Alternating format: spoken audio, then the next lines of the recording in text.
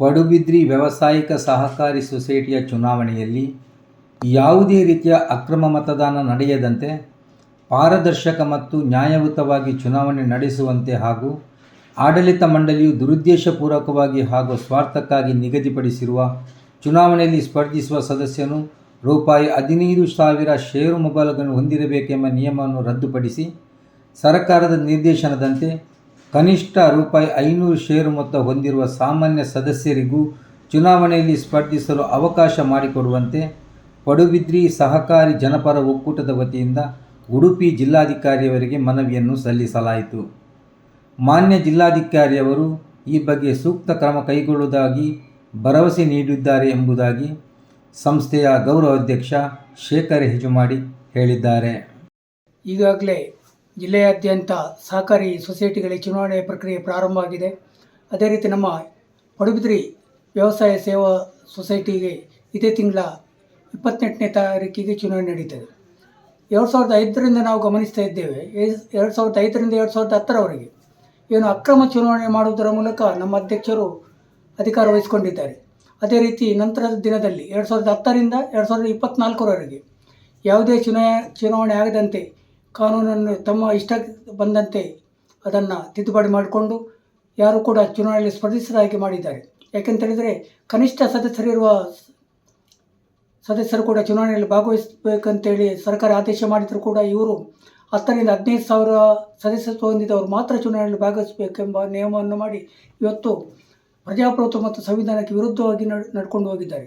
ನಾವು ಇದನ್ನು ಗಮನದಲ್ಲಿಟ್ಕೊಂಡು ಸುಮಾರು 20 ವರ್ಷ 2 ದಶಕಗಳ ಕಾಲ ಇವರ ಒಂದು ಆಡಳಿತದಲ್ಲಿ ಅನೇಕ ಕೋಟ್ಯಾಂತರ ರೂಪಾಯಿ ಅವ್ಯವಹಾರ ಆಗಿದೆ ಎಂಬುದರ ನೆಲೆಯಲ್ಲಿ ನಾವು ಇವತ್ತು ಮಾಹಿತಿ ಹಕ್ಕಲ್ಲಿ ಸೊಸೈಟಿಗೆ ಸಂಬಂಧಪಟ್ಟ ಎಲ್ಲ ವಿಚಾರವನ್ನು ಕೇಳಿದಾಗ ಅದನ್ನು ನಿರಾಕರಣೆ ಮಾಡಿದ್ದಾರೆ.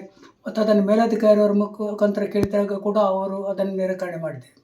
ಇದರಿಂದ ಗೊತ್ತಾಗ್ತದೆ ಏನಂತೇಳಿದರೆ ಇವತ್ತು ಅಧ್ಯಕ್ಷರು ಕೋಟ್ಯಾಂತರ ರೂಪಾಯಿ ಹಗರಣದಲ್ಲಿ ಅವರು ಶಾಮೀಲಾಗಿದ್ದಾರೆ ಎಂಬುದನ್ನು ನಾವು ಇವತ್ತು ತಿಳ್ಕೊಂಡು, ಅದೇ ರೀತಿ ಸಿಬ್ಬಂದಿಗಳ ನೇರ ನೇಮಕಾತಿಯನ್ನು ಮಾಡಿಕೊಳ್ಳುವುದರ ಮೂಲಕ ನೇಮಕಾತಿಗೆ ಲಕ್ಷಾಂತರ ರೂಪಾಯಿಯನ್ನು ಲಪಡಿಸಿರುವುದು ನಮ್ಮ ಗಮನಕ್ಕೆ ಪರೋಕ್ಷವಾಗಿ ಬಂದಿರ್ತದೆ. ಅದೇ ರೀತಿ ಇವತ್ತು ಚುನಾವಣೆ ಆಗಬೇಕಂತೇಳಿ ನಾವು ಎಲ್ಲ ಸಮಾನ ಮನಸ್ಕ ಸಂಘಟನೆಗಳು ಮತ್ತು ಸಮಾನ ಮನಸ್ಕ ವಿದ್ಯಾವಂತ ಜನರೆಲ್ಲ ಸೇರಿಕೊಂಡು ಇವತ್ತು ಈ ಬಾರಿ ಚುನಾವಣೆಗೆ ಸ್ಪರ್ಧಿಸಲು ನಾವು ಪಡುಬಿದ್ರಿ ಸಹಕಾರಿ ಜನಪರ ಒಕ್ಕೂಟ ಎಂಬ ಸಂಸ್ಥೆಯನ್ನು ಕಟ್ಟಿಕೊಂಡು ಆ ಮೂಲಕ ಚುನಾವಣೆಗೆ ಹೋಗ್ತಾ ಇದ್ದೇವೆ.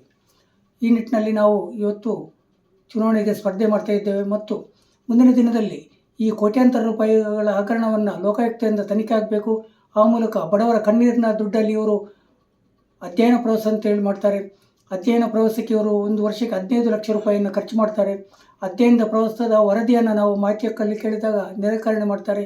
ಇದೆಲ್ಲ ಒಂದು ಗೊಂದಲದ ಗೂಡಾಗಿದೆ. ಹಾಗಾಗಿ ಮುಂದಿನ ದಿನದಲ್ಲಿ ಈ ಸಂಸ್ಥೆ ಒಬ್ಬ ಅಧ್ಯಕ್ಷನ ಮನೆಯ ಸೊತ್ತಾಗಬಾರ್ದು, ಸಾರ್ವಜನಿಕ ಸೊತ್ತಾಗಿರಬೇಕು ಮತ್ತು ಸಮಾಜಮುಖಿಯಾಗಿ ಅನೇಕ ಕಾರ್ಯಕ್ರಮಗಳನ್ನ ಹಮ್ಮಿಕೊಳ್ಬೋದು.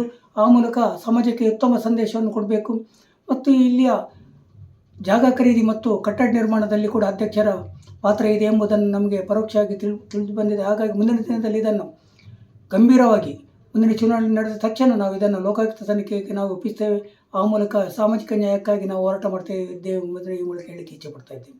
ನಿನ್ನೆ ದಿನ ನಾವು ಮಾನ್ಯ ಜಿಲ್ಲಾಧಿಕಾರಿಯವರನ್ನು ಭೇಟಿ ಮಾಡಿ ಇವರ ಎಲ್ಲ ವಿಚಾರಗಳನ್ನು ಜಿಲ್ಲಾಧಿಕಾರಿಯವರ ಗಮನಕ್ಕೆ ತಂದಿದ್ದೇವೆ. ಸಾಮಾನ್ಯ ಒಂದು 500 ಸದಸ್ಯ ಹೊಂದಿದವರಿಗೆ ಕೂಡ ಚುನಾವಣಾ ಪ್ರಕ್ರಿಯೆಯಲ್ಲಿ ಭಾಗವಹಿಸುವ ಮತ್ತು ಚುನಾವಣೆಗೆ ಸ್ಪರ್ಧಿಸಕ್ಕಂಥ ಒಂದು ಅವಕಾಶವನ್ನು ಮಾಡಿಕೊಡ್ಬೇಕಂತ ಜಿಲ್ಲಾಧಿಕಾರಿಯನ್ನು ಕೇಳಿಕೊಂಡಾಗ ಅವರು ಒಳ್ಳೆಯ ಪ್ರತಿಕ್ರಿಯೆಯನ್ನು ನೀಡಿದ್ದಾರೆ. ಈ ಬಗ್ಗೆ ನಾನು ಕ್ರಮ ಕೈಗೊಳ್ಳುತ್ತೇನೆ ಭರವಸೆಯನ್ನು ಕೊಟ್ಟಿದ್ದಾರೆ. ಹಾಗಾಗಿ ನಾವು ಚುನಾವಣೆಗೆ ಸ್ಪರ್ಧೆಗೆ ನಾವು ತಯಾರಿಯಾಗಿದ್ದೇವೆ. ಮುಂದಿನ ಸೋಮವಾರ ದಿನ ನಾವೊಂದು ಜನರ ಗಮನಕ್ಕೆ ತರಲಿಕ್ಕಾಗಿ ಈ ಎಲ್ಲ ಅವ್ಯವಹಾರಗಳನ್ನು ಜನರಿಗೆ ತಿಳಿಸಲಿಕ್ಕಾಗಿ ಒಂದು ಪ್ರತಿಭಟನಾ ಸಭೆಯನ್ನು ಕೂಡ ಹಮ್ಮಿಕೊಂಡಿದ್ದೇವೆ. ಈ ಸಭೆಯಲ್ಲಿ ಹೆಚ್ಚಿನ ಸಾರ್ವಜನಿಕರು ಭಾಗವಹಿಸಬೇಕಂತೇಳಿ ಈ ಮಾಧ್ಯಮದ ಮೂಲಕ ನಾನು ಕೇಳ್ಕೊಳ್ತಾ ಇದ್ದೇನೆ. ಈ ಸಂದರ್ಭ ಅವರೊಂದಿಗೆ ಗೌರವ ಸಲಹೆಗಾರರಾದ ದಿನೇಶ್ ಕೋಟ್ಯಾನ್ ಪಲಿಮಾರು, ಉಪಾಧ್ಯಕ್ಷರಾದ ಮಯೂದಿ ಕನ್ನಂಗಾರ್, ರಚನ್ ಸಾಲ್ಯನ್, ಲೀಲಾಧರ್ ಪಿ, ರೋಷನ್ ಕಾಂಚನ್ ಹಿಜಮಾಡಿ, ಕಾರ್ಯದರ್ಶಿ ಸಂತೋಷ್ ಪಡುಬಿದ್ರಿ, ಕೋಶಾಧಿಕಾರಿ ರತ್ನಾಕರ್ ಕೋಟ್ಯಾನ್ ಉಪಸ್ಥಿತರಿದ್ದರು.